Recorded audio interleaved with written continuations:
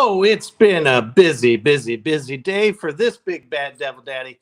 As I thank everyone for tuning in earlier this morning for that surprise guest interview from David Vincent, ex Morbid Angel, lead vocalist and bass player. We appreciate that shit. And yeah, and the fact that you're all coming back makes me just, I don't know, my black heart is smiling. How about that? So it's a double shot without my makeup. I know it's crazy, right? But that's the way we do. That's the business, right? So tonight I have all the way from the UK, fellow actor, all around good human, one of the best humans I know, actor, cosplayer, Doug Bayliss. Happy to have you with us. And we're going to talk about your career and how you got started with things. And before we get into that, we're going to take a quick commercial break over at our brothers over there in the UK, Poison Valley Clothing. Check them out.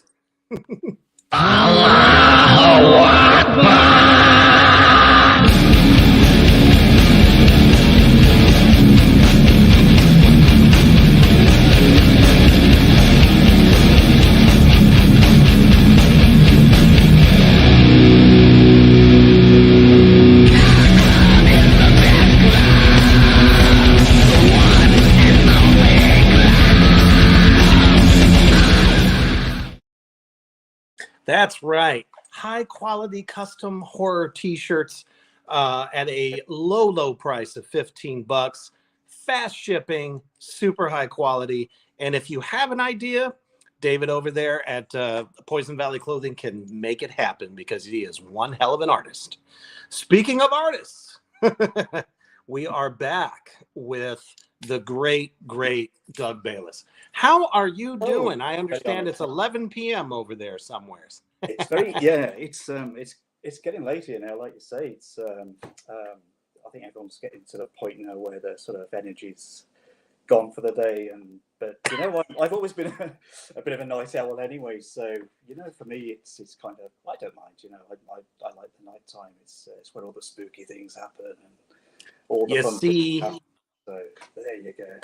I'm always saying that's when we do our best work. Our best creative work is at night, because during the day, all you want to do is lay down. I mean, unless you're doing a fun activity that requires sunlight or, that sort of thing. But at night, it's like everything's more quiet and we just get creative. So which of the professions that you have came first? Did you start out as a cosplayer, or did you jump into acting first, or did they both happen at the same time? No, I mean my love for acting started first. I mean, movies, sort of doing costumes and acting itself started when I was a very young child, but due to circumstances, I've never been able to pursue it at the time that I wanted to. So I've had to do other jobs in other careers I thought maybe I wouldn't even want to do, if it, by choice, but just purely for the fact to bring money into the family and things like that, So I was an engineer for so many years, and then had an industrial accident many years back. It was at that point I decided to get back in my artistic roots and start getting into sort of like the art and design side of things, doing a cosplay more sort of professionally, and then I just took a gamble with it, and I thought, well, I'm getting older. I'm missing a chance of doing the acting, and I took a gamble, and I'm relatively new to the acting scene as an actor, and I've only done a few things so far, but I took a gamble last year, and sort of like not look back. It's just been fantastic, and all the work I've done so far has been in the US, and I can honestly say it's just been a heck of an experience. Meeting you guys, meeting yourself, and the best thing about it is I think all the people I've met as well. It has been such a humbling. Yeah, it's kind of a wild ride, It's always interesting how our pain seems to give us a silver lining somewhere. Yeah, I've heard some people say, basically traumatic events kind of led them to their career to be like, all right, fuck it all. I'm going to take the gamble. Yeah. We're going to do this. And that's kind of where I was at too. I mean, I was a high school music teacher for 24 years. And I was like, well, I'm either going to be that guy that ends up his mandatory retirement at 65, never act, never take that chance. And I was like, I'm gonna take my retirement, and I'm gonna open up a small business, and then try to see where I can go with acting. So it's paid off. You're doing fantastic. It's trying. I'm really happy to see that, because you've got to. We're only here for a short time, and I think you've got to do something in life for yourself. I mean, we can spend a big chunk of our lives doing things for other people and helping other people, but sometimes you've got to put the brakes on and just be a little bit selfish and say, well, hey, I've just got to try something for me, just for once. And I think we all have to do that. It doesn't make you a bad person, I don't think, but you just got to sort of have that realization that your life is sort of gently ebbing away, and you'll get to the point before where you just things happen, start dropping off, and but so I think that's a big thing. You've just got to take that, trust yourself, and I think dreams can happen. Absolutely. It's got some folks in the comment section want to say hello to you there. We got Kim Flaxman. Apparently calls you Dougie Fresh. Hello. Hi, Kim and Daisy too. Daisy Ellis and Kim and Daisy. In fact, I've recently sort of become good friends with Kim and Daisy, and we've actually been helping me out distribute sleeves for Michael Pickle's The Dead Place movie, which kicked everything off for me in the acting world. And what a way to start. Holy crap. As a matter of fact, I want to get that up here real quick. There it is. The Dead Place. Yeah. Well, it's going to be a heck of a movie. It's Michael's had this great vision for this movie for many years now, and he took a leap of faith in himself and decided to push through with this movie. And it was quite a gamble for him. Yeah. I remember when we had him on the Underground a few months back. That's right. Yeah. I remember watching that. People, I don't know. It's like, I think the average fan just thinks some of this shit is like super easy to do. No, it is not. Scheduling is a nightmare. Making sure that you can afford the trip to do it.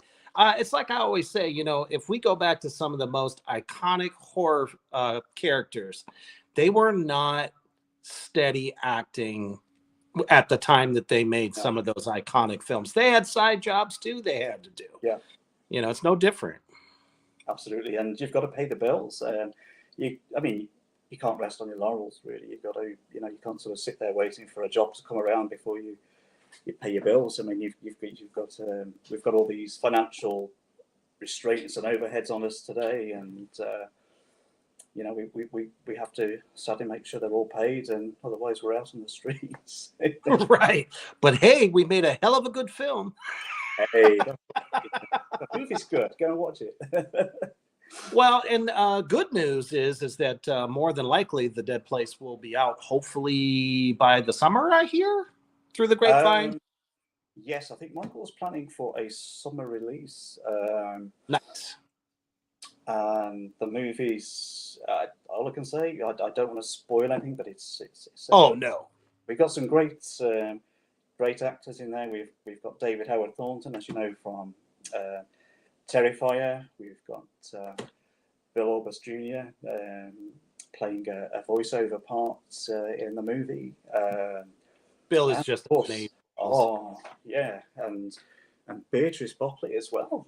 Yeah. The lovely Amanda Kruger, and it's just going to be so much fun. And there are so many other talented actors and production assistants and production crew involved with the movie.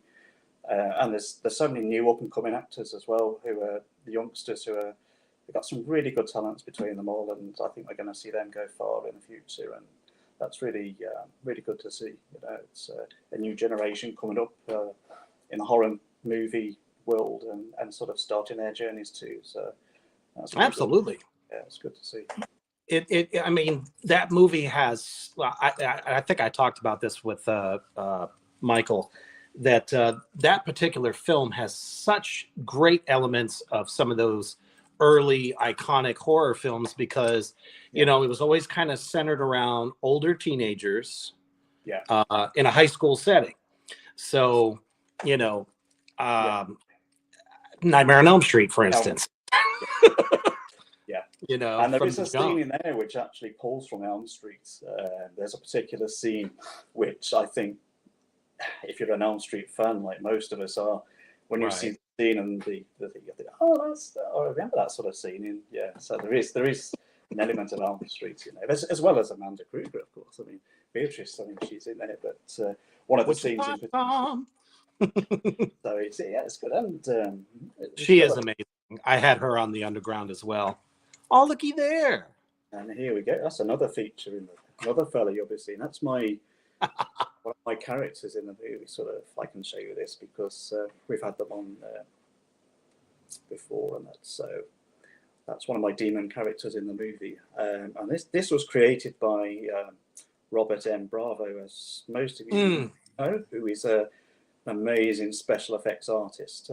This was my demon character. They're quite nasty things. You'll see them in the movie. I won't tell you what they do and how many you'll see in the movie, but yes, they're in there and they're nasty. They're called wood demons.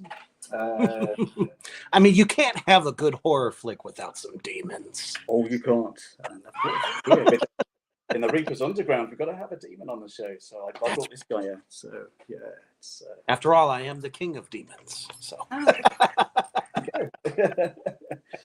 And I mean, and we first met on Attack of the Corn Zombies, which was another movie I did before I came back to the UK, and that was just such an amazing experience as well. I mean, meeting yourself, because we're both huge zombie fans as well, and this time last year, I never thought I'd be sitting at home. I used to watch The Walking Dead, Return of the Living Dead, yeah, exactly. Romero, any of the Romero films. Even Zombieland was good. This time last year, I never thought I'd be tearing around the streets with yourself, looking for flesh to eat. And it was, I really enjoyed it. It was good. Yeah, it was good fun. Absolutely. And I think one of the things that we said to each other was, that we kind of felt like this would be kind of a big hit for them.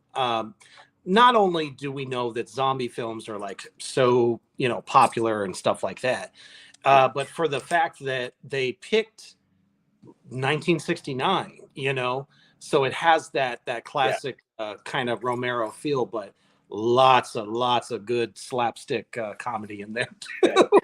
Slapstick comedy and some really, really gory scenes as well. So the gore levels up there, and it's pretty good. It is good, and the feel of the movies as well. I mean, quite a lot of effort to get the 1960s feel with the cars and the Yeah, it's like that whole 1960s. little town transformed. So that was pretty good. That was good, and of course we're going to be back as well, aren't we? Yep, There is going to absolutely. be Attack of the Corn Zombies Part 2, Return of the Corn Zombies. Yep, that's going to be filming in the fall. I can't wait for that. I'm looking forward to that. I really am. Really looking forward to that. Should be good. Well, I mean, especially since, none of us got knocked out by Magdalena. So, Well, we didn't, did we? We were lucky, We kind of, without ruining the movie for anybody too much. I think you're going to see us shambling around again. absolutely. And I'm really excited about the story because it obviously has new survivor characters. Yes. So it's like, cool. Who do we tear apart this time?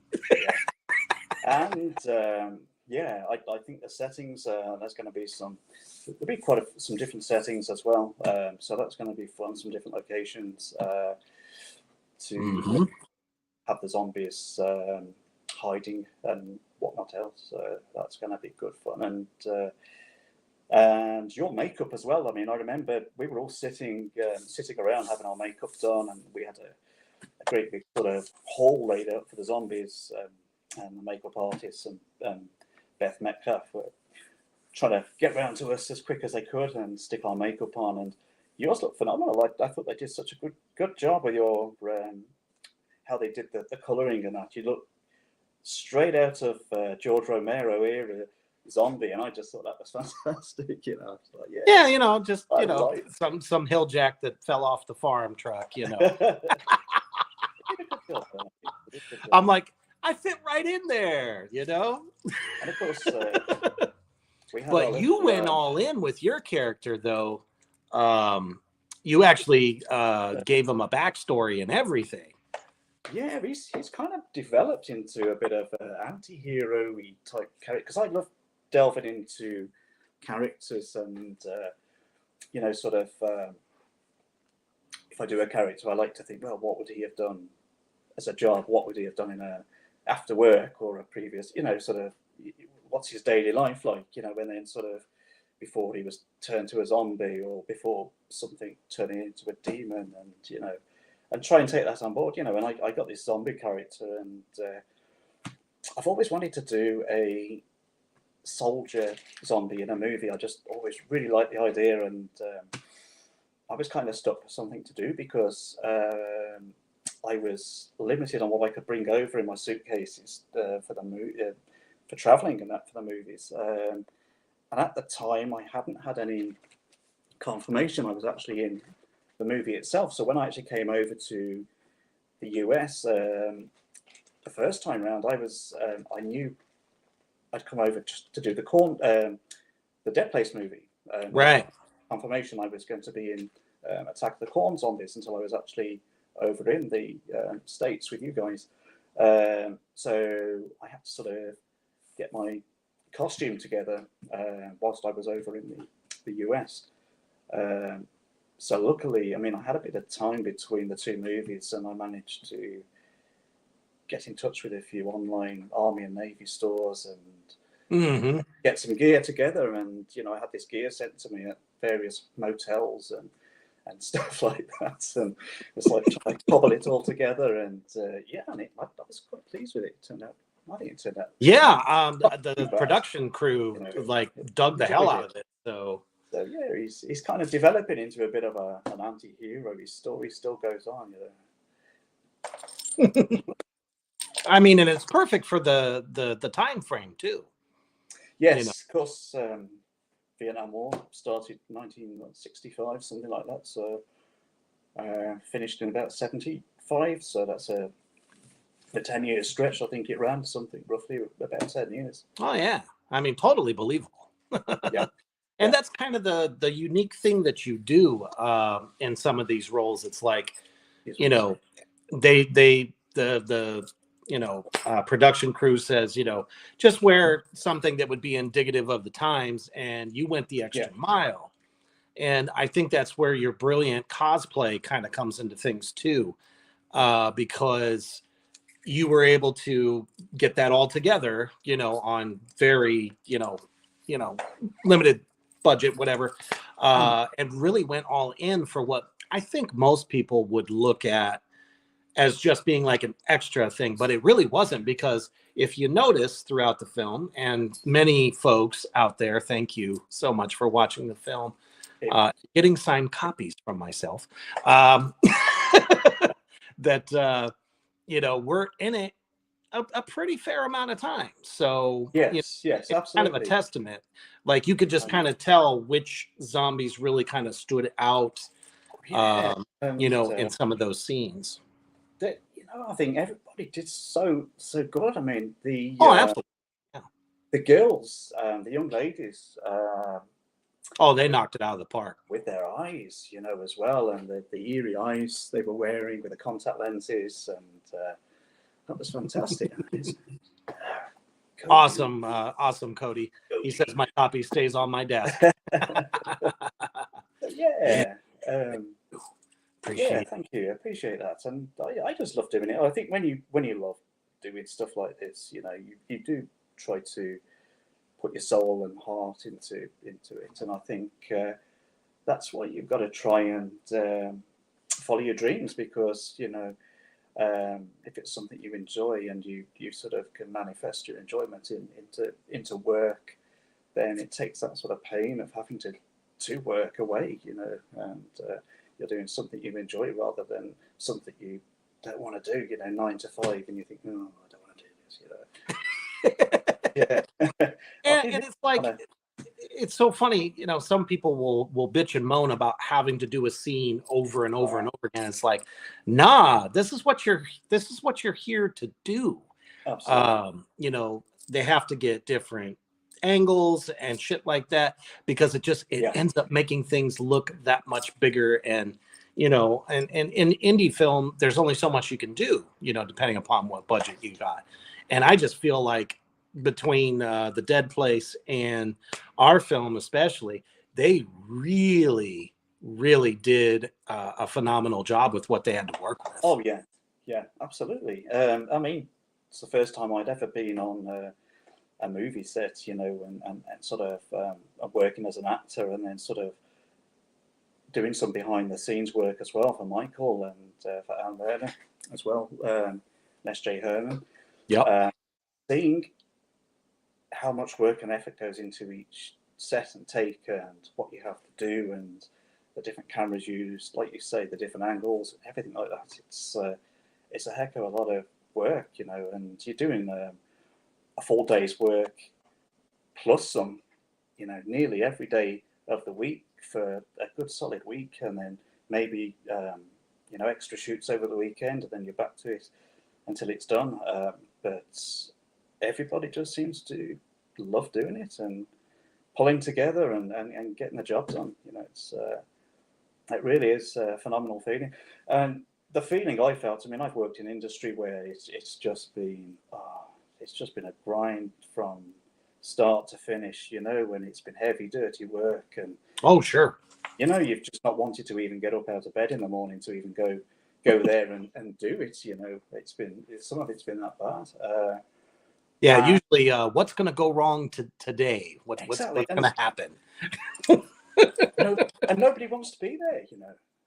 They're looking at their watch every 5 minutes and thinking, "Oh, is that the time? Is that the time?" But something I noticed on the movie sets was that everybody just wanted to stay there and just carry on. It was like, "Go on, it's time to go," but it was, no, we want to stay and do a bit more. So that's the difference, I think. And that's the difference to doing something you like and don't like doing. But yeah, the movie set work was fantastic. Really enjoyed it. Absolutely. And since I think I have it here, I just need to double check. Do I? Yes, I do. The film that we've been talking about is Acrostar Films. S.J. Herman directed, Attack of the Corn Zombies. And if you haven't caught it yet, which there's no excuse. There is no excuse. But here's a little taste for you. This goes out to all the groovy people at the Nest Corn Festival who are just chilling out and enjoying some of the best corn in the Midwest. DJ Smoke and Dan will be heading your way right after the show. You kids didn't go to the festival, so you missed out on Bob's special ingredient that he added to the corn this year. What are you staring at, you freak? Why do you even come to these parties if you're gonna act like a bitch? Who else is to blame, Mom? I've seen the way you treat Dad. If I was him, I'd be gone just as much. Don't you talk to me that way! Bob was hoping that new fertilizer would help us get the corn on the market faster. We went over to see if we could help him, and he lunged at me. He started biting me. So it seems like people are coming back from the dead, murdering others, and also going missing, apparently. So that's cool. Yeah, do the dead people look like that? It's the festival. Almost everyone in town went, and they're all infected, and the ones who didn't go are about to be.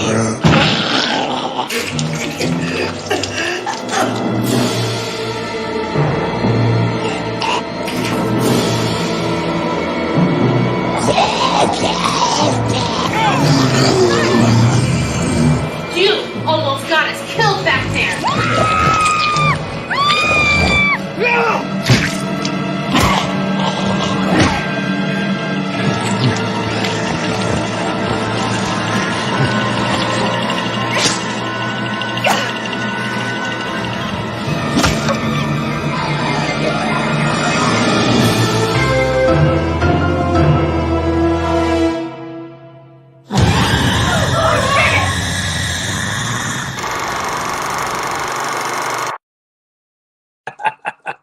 So there was old Doug and I over there to the left, depending upon what side of the screen you're on. But that was us rotting away. There's just something epic about that alleyway scene that people tell me all the time. Like, that was just incredible. Like, the way it was shot, seeing, zombies coming by and how they, were doing individuals, and how Magdalena was like knocking off a few. And then at one point she was just like, fuck it, I'm done. I'm just going to keep walking. It's just total claustrophobia of being stuck down that alleyway and having all those zombies coming from both sort of different directions. And yeah, that was a good scene. Very good scene. Absolutely. So, I mean, that really worked out good for you. The fact that you had originally come out to do the Dead Place. It did. And you were able to pick up a second one while you were already here. So, I mean, you can't beat that. What a great way to start your acting career, knock out 2 films. It was. And, I've got to give a shout out to Angel Bradford, who sort of, we actually met on the set of the Dead Place, and we were talking about movies. I was chatting to her, and she was saying, she'd got another movie planned, which she never ended up doing, and that was Attack of the Corn Zombies. And I said, I was hoping to jump on that as well. And she sort of kind of got in touch with Alan and said, hey, Doug's still here in the US, and if you need him, sort of for the movie. And because Anne Myrna got in touch and said, hey, yeah, come on over. So yeah, so it was thank you, Angel, for sort of helping me connect with Anne when I came over. That was appreciated. Hey, Travis, what's going on, buddy? Hello. Yeah, you'll meet me one of these days.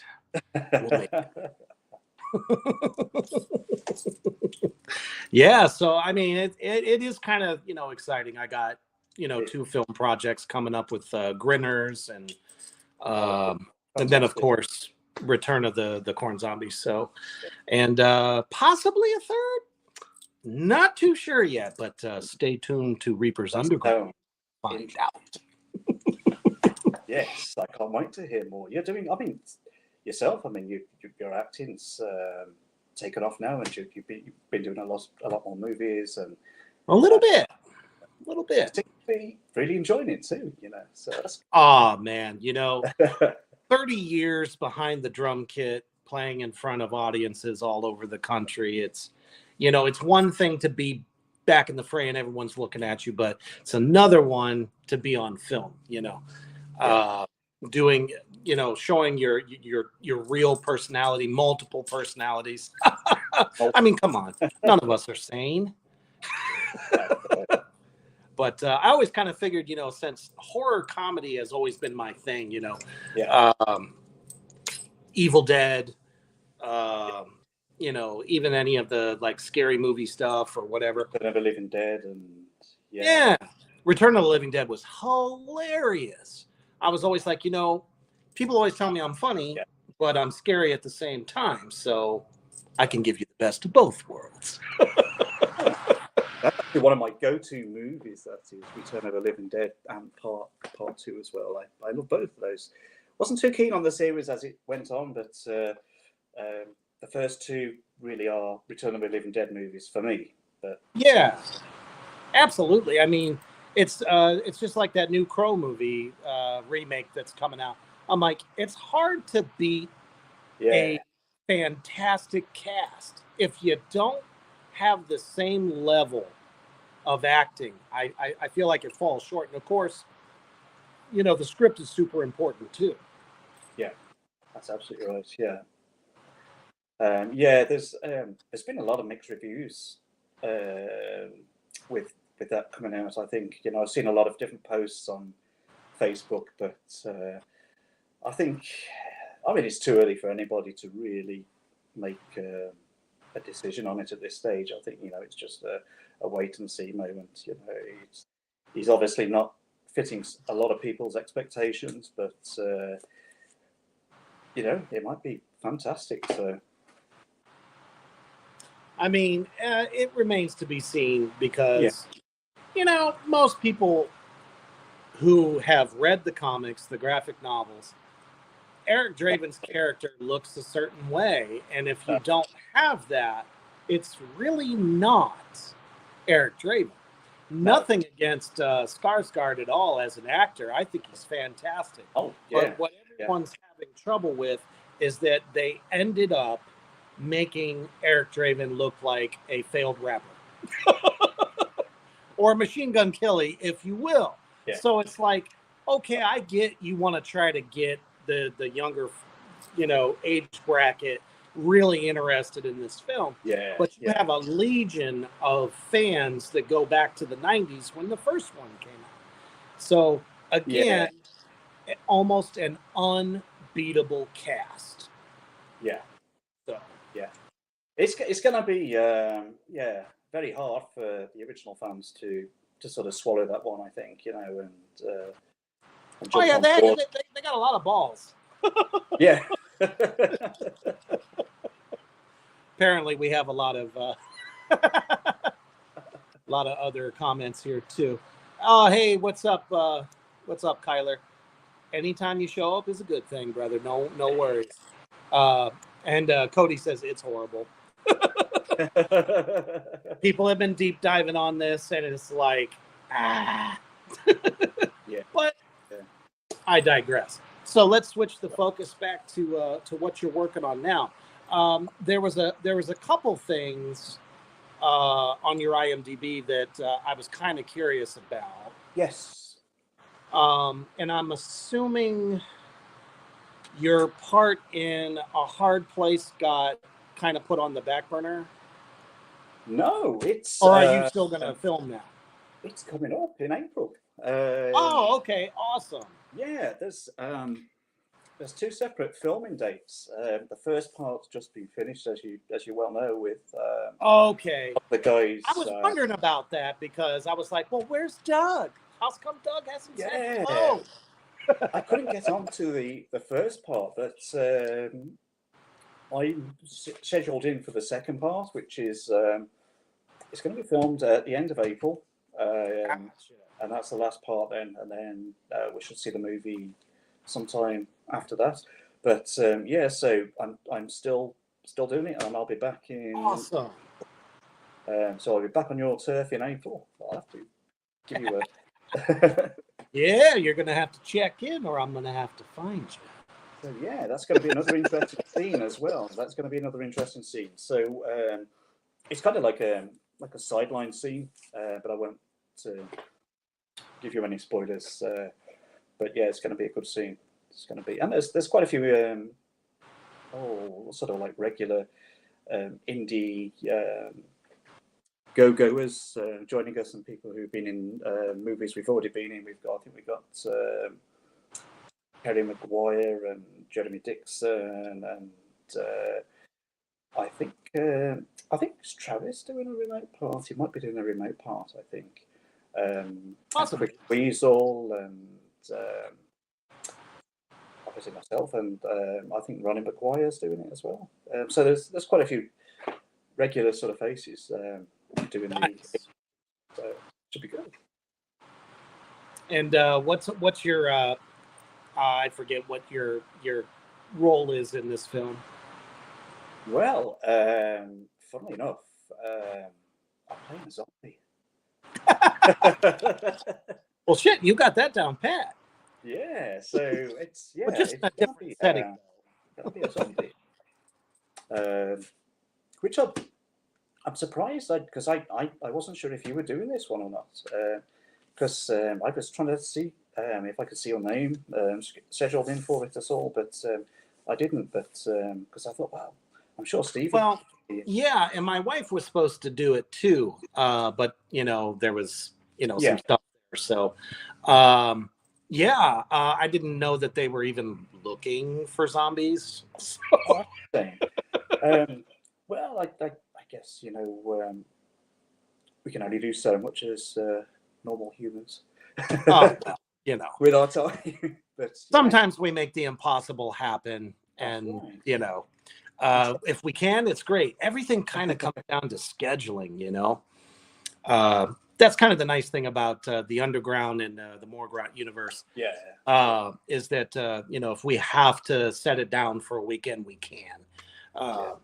That kind of thing. So it just depends. It just depends if it's the right time, right situation, and it's not 20 million years away.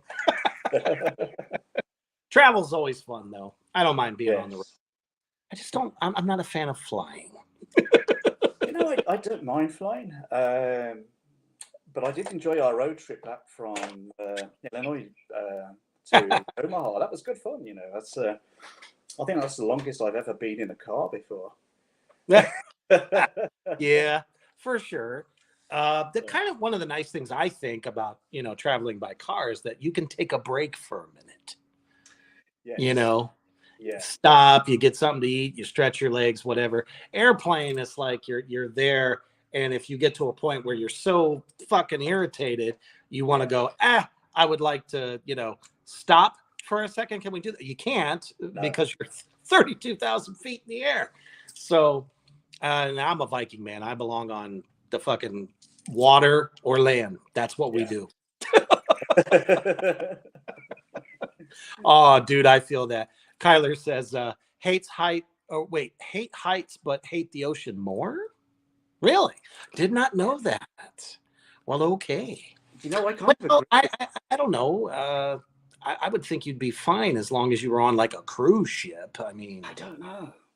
Would you want to be stuck on a cruise ship? Maybe if they had an outbreak or something, or. Well, at least they would have an open bar. I mean, if you're on a plane, it would be over quite quickly, I guess. So, if you're on a cruise ship, I mean, I don't know. I don't know either. It just depends. So that's awesome. So you got that to look forward to in April. And then there was one other one that I was actually really kind of excited to see. This one right here. Oh, yes. Tell us a little bit about this this fan film. This looks amazeballs. Right. Yes, I'm still yet to fill my role for that one too. That is going to be a remote role for me. For that movie. Okay. It is, yeah. So it's got to be a remote role because I couldn't get out to location to actually do the filming for the main characters and main cast. So I booked a remote role for that one. So I'm still kind of waiting to see what I need to do for that. So yeah, it's all will be revealed. Yeah, I was just talking to a good friend of mine who's working on his first film, and I get to do something remote. So I'm actually great. kind of looking forward to the experience because when I'm in my environment, I come to life like that much more. And you want me to film it? Fuck yeah, let's do that. Cody says, drunk on a boat sounds more fun than drunk on a plane. I've been drunk on the plane, and guess what? Didn't help. And then Kim says, love being drunk on a boat in Ibiza. Well, he's got a point, you know. I mean, as long as we're not on, you know, that famous boat in Jaws, you know, where they're drinking in the lower deck there, and then suddenly, you know, big fish starts. The orca. Is it the orca? I think it's the orca. Yeah, the orca. That's right. Yeah. I figured one of us would get it. Still one of my all-time favorite films, and of course, you know that's really a horror film as well, isn't it, Jaws? You know, I think people forget it's actually really a horror film more than anything. Well, I mean, let's face it. Whether people love it or hate it, it has inspired every other shark movie that has ever been made, except for Sharknado. Yeah. Or there's no saving that book. Attack or something like that. Six-headed shark attack or that sci-fi flick. Yeah, I know which one you're talking about. Every time they chop a head off, it grows two more, and it's a crazy. I actually sat there and watched the whole thing all the way through, and it was crazy. It's like one of the most epic scenes in Jaws was, you know, smile, you son of a bitch. I mean, who doesn't want to be Brody? We're getting the big revenge, you know. Brilliant. Great cast and great movie. I mean, that sort of scared everybody sitting on the toilet for months.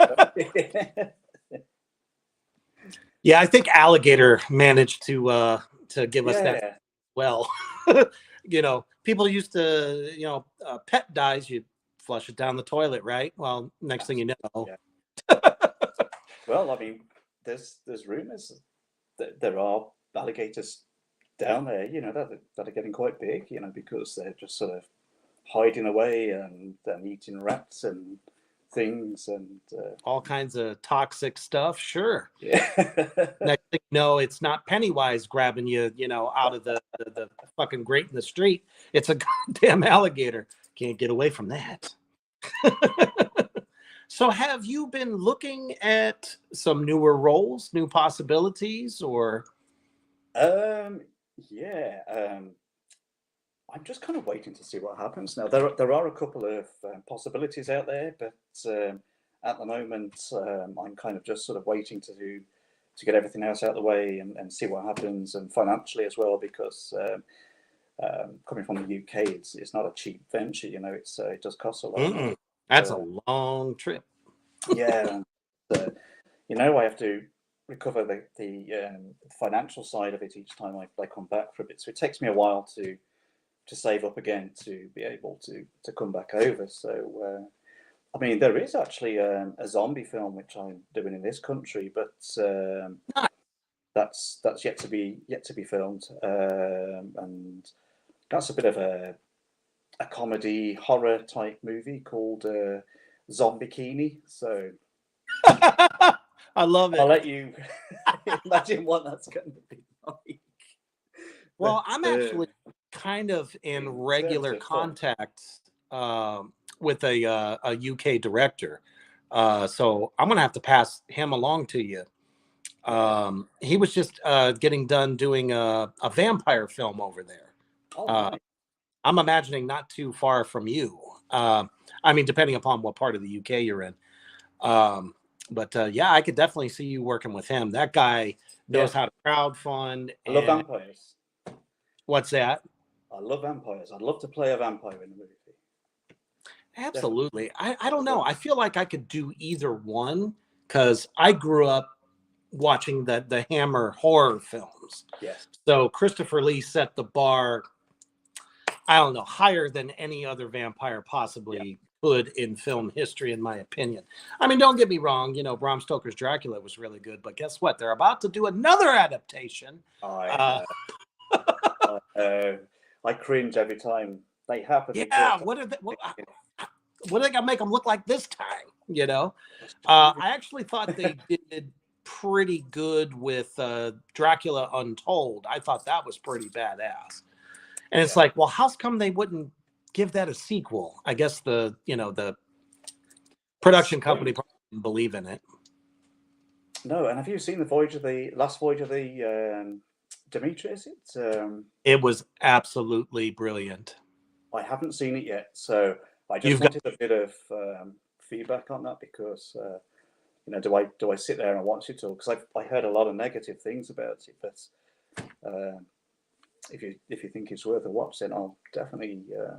You know, I was like, finally, somebody realized that I mean, if you've read the novel, and I've read the novel, probably 20, 30 times. There are sections of that book that literally you could do a whole movie on. So when they decided to pull that section out, what it was like, you know, being under the thumb of Dracula as they're transporting him. And I don't want to ruin it for you, but you get the gist of it. Yeah. That would make an excellent film. They were real. Very ballsy with it, I think, especially how they make him look and all of that stuff. It's not like your Frank Langella, you know. No. But I think you'll dig it. Fantastic. Yeah, I'll have to stick that on my to watch list, I think, and give that one a try. Yeah, for sure. Definitely. So you do a lot of cosplaying, and you know a lot. Folks in indie film and people that are fans of horror obviously cosplay a lot. So what are some of your most favorite characters to try to do? I think Freddy is definitely one of my favorite cosplays at the moment. I mean, I grew up with Freddy Krueger, and it was at a time where I was sort of really getting into art and comics and stuff and movies and things, and so Freddy Krueger and to actually sort of do him later on in life has been brilliant. You know, I just loved him in the Freddy Krueger cosplay. But then again, I probably just about got the right size for Freddy, but I can't really pull off a Jason or a Michael, because I'm just like a short ass. I'm sort of 5'9", so I haven't got the height for all those really cool characters, you know. But apart from Freddy, of course. But yeah, I do. I'm just dabbling with a Negan character as well. So I'll do a Negan cosplay at some point. But yeah, Freddy is my sort of like my mainstay. And then I've got a couple of other characters on the go, sort of thing. I've got doing like an Indiana Jones one and Man with No Name. Okay. Clint Eastwood, sort of Man with No Name with a Western sort of on the cards on the back burner. So, but Freddy's my mainstay at the moment. He's a pretty good character to do. I do a Michael Myers as well, and I've got the Michael Myers gear here, but well, you know, I don't think many people notice this much. The original guy who plays Michael Myers is not super tall.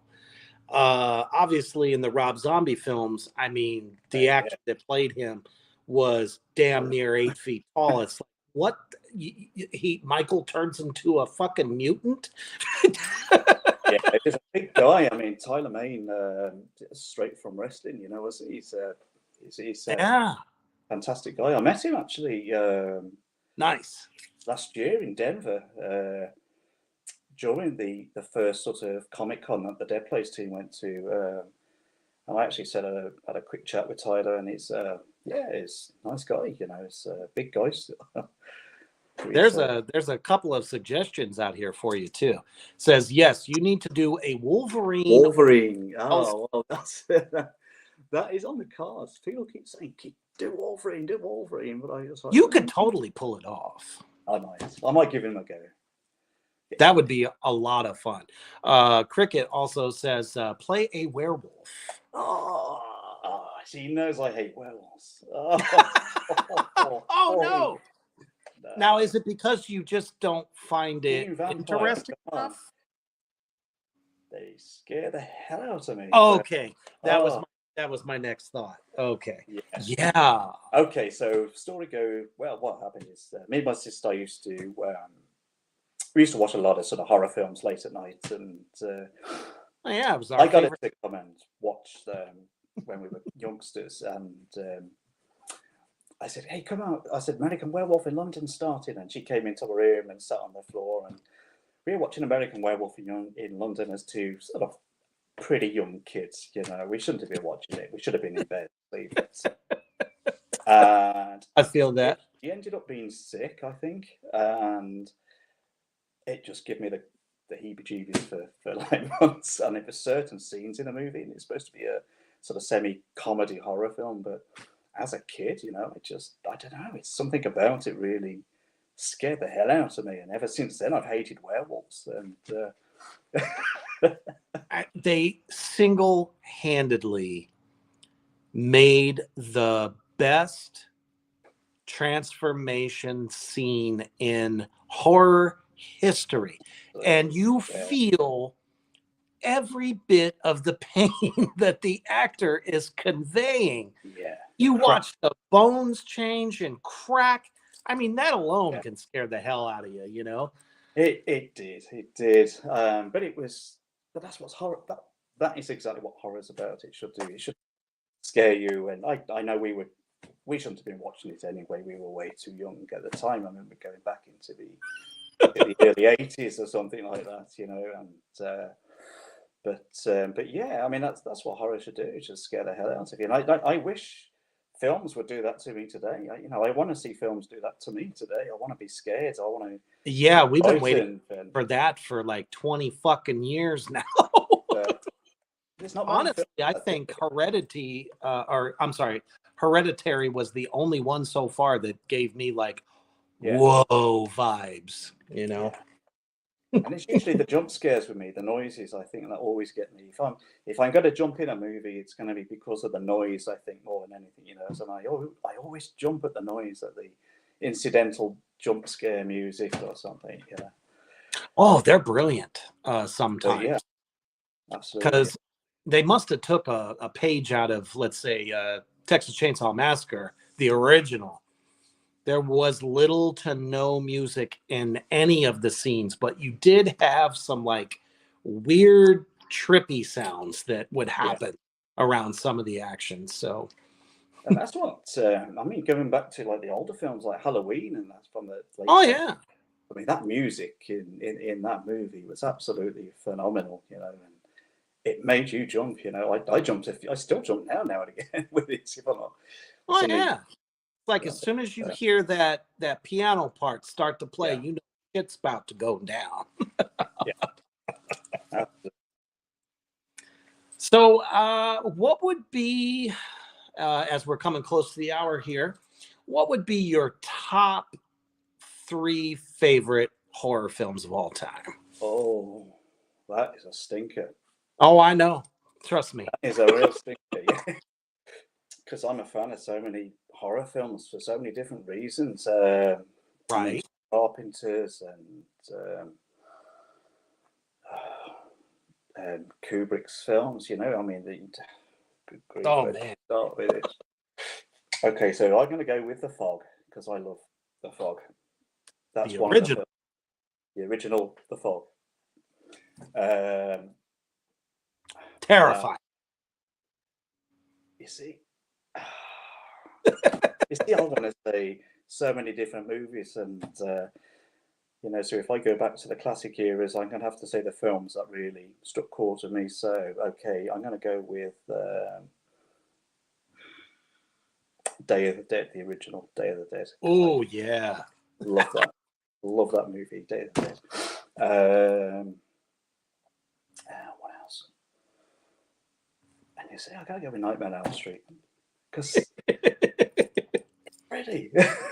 But that isn't my old. You know, I would say those three, but there's just so many others, and I hate leaving films out because each one has so many different qualities and reasons to like them. And I mean, of the modern era, I think my most favorite film of recent times would be The Terrifier, because oh yeah, you know that film sort of brought the horror back to people again, where you've got this Big maniac running around and nobody wins, you know, at the end of the movie, and that's good because that's so the way many films, everybody walks away happy at the end as if nothing's ever happened, and you know, Terrifier, everybody's dead. So that was a well, great and thank hell for that, you know, because everyone always thinks that no matter what horrific thing happens, you know, that everything is going to be sunshine and rainbows at the end, but that's not what made the horror genre, you know, as amazing as it is. It was supposed to trifle with your feelings. Yeah, you've got to be. I think it's got to take you out of that safety net and that safety zone, and you've got to be in that sort of uncertainty of not having somebody to save you, not getting to safety, and the killer, you know, sort of still catching up with you, and things like that, or whatever's going to happen. And I think there's too much safety in some of these films. I know there's all sorts of rules and regulations and things like that creeping in these days, which is a shame. But it's just the way it is. But that's just why I like indie films so much, you know, because the gore levels tend to up it 10 notches, and you know, there's less restrictions and more can happen, and that's it's good. That's indie films really pave the way. Absolutely. I feel like it challenges you too mentally, because like, what would you do in that scenario? You know, how would you handle it? Do you think you would do a better job than the final girl, or you know, whoever ends up getting away, or at least they think they get away? You know, it's like, what would you do? Well, what would you do different? You know, so awesome. Well, man, it has been an absolute blast having you on the show, and definitely happy for all your success. Everybody out there in Morgrot universe, be looking for The Dead Place coming out sometime in the summer. Yes, definitely. Thank you so much for having me on here tonight. Sure, absolutely. Sorry to put you up there. I didn't mean to cut you up there, but thank you for having me on. Sometimes there's a delay, you know. But yeah, man, very happy and excited for your journey, and we look forward to seeing more of you. So as you have projects come out and stuff like that, definitely want you to come on back to the underground, you know, and help promote, you know, what you're doing, and be looking forward to Return of the Corn Zombies as well. Hey, that's going to be great. And yeah, I'm going to hopefully catch up with you later on this year for that. And we'll be back on the underground together as Corn Zombies. So that'd be cool. I think we may have to go live from set. How fun would that be? Hey, that'd be kind of fun. It just won't be my usual, you know, paint job, which I'm sure everyone is missing right now. I'm at my shop, so I couldn't paint myself up. So Zombie edition of the Reapers Underground, it's coming. Absolutely. And thank you to everybody who tuned in for this interview. It's just a testament to your ability to entertain others, your charisma, your energy, and directors out there, look out for this guy. I'm telling you, he's a good one. Take care, and I do appreciate your time. Thank you so much. Yeah, absolutely, man. And It's we need to hook up as well, and keep in touch. And yes, that'll definitely. be good. That'll be good. Hell yeah. So lasting message for any would-be actors that tuned in tonight, and as well as fans that you already have. Please don't ever give up on your dreams. Don't ever give up. No matter how hard they seem or impossible, magic can happen, and it will. If you put your mind to do something, you can follow that dream. And if you want to get into acting and the movie industry, you can do. We'll help you. I'll help you. Get in touch with me. Get in touch with Steve here, and we'll put you on the right ladder and introduce you to people. We'll see you do well. Honestly, please ever give up with your dreams. Just follow them and stick with them, and things will work out. Absolutely. Got to manifest all that good, positive energy. And don't forget, though, because you also have to always remember to stay heavy.